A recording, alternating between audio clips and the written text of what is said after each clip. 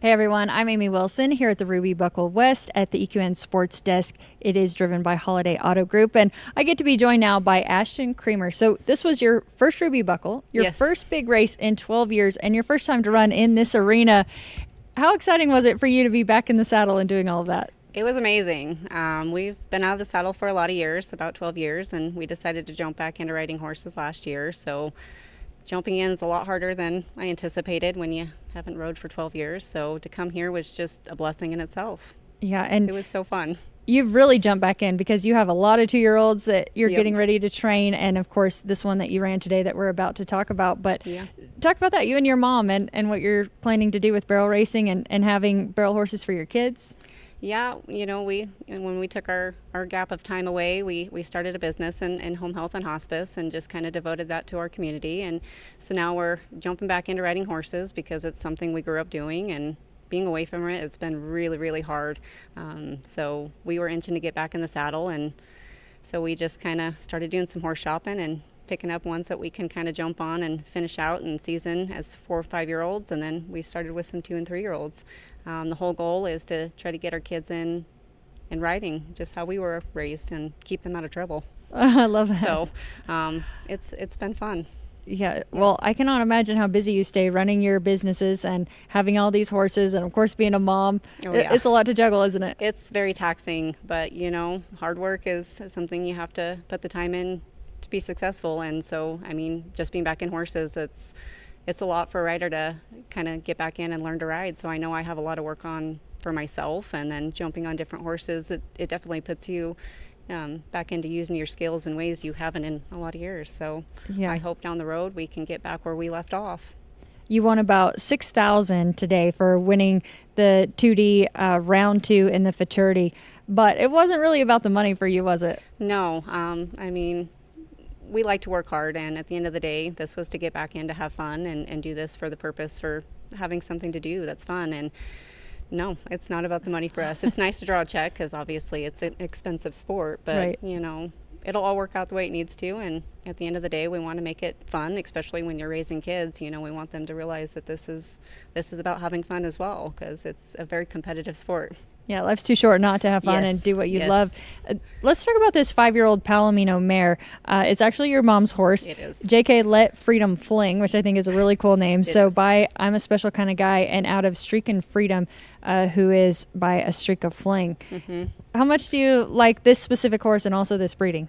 I actually love this horse. The people that we bought him from, Krista Graff, they've raised her and trained her, and then we purchased her as a 5-year-old, and she just knows her job. She wants to go out and do what she needs to do. And so when you're on her head like I was today a little bit, you just got to learn to sit back and let this mare perform. But she's so fun, and her breeding does come out in her a little bit. She's a little saucy, but she's so fun.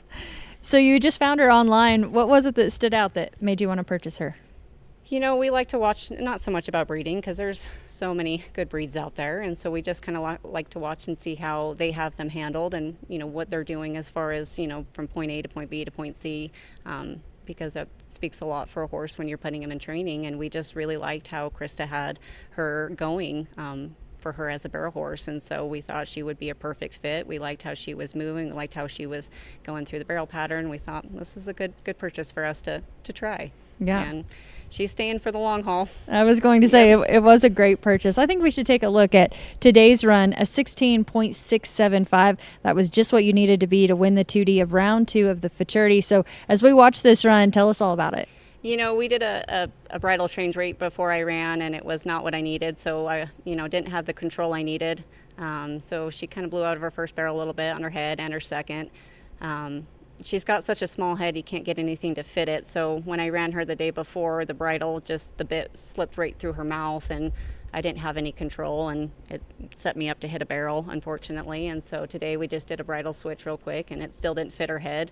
But it was a good run. She's in there working as hard as she can.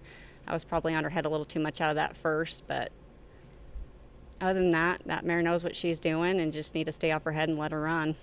Yeah. So next run, you'll switch bits again or bridles? No, we're going to find a headset that's going to fit her head. Fits her a little better, yeah. She's like a pony size for head, so nothing fits her, and so I feel like that's the problem.